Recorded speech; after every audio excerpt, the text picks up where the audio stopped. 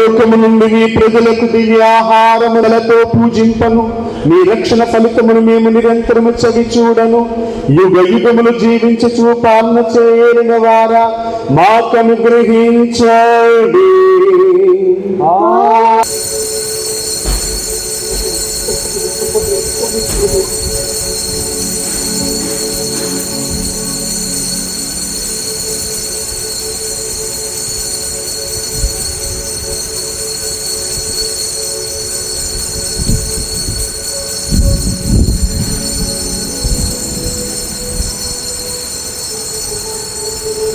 యేసు నాదుని పవిత్ర రక్తం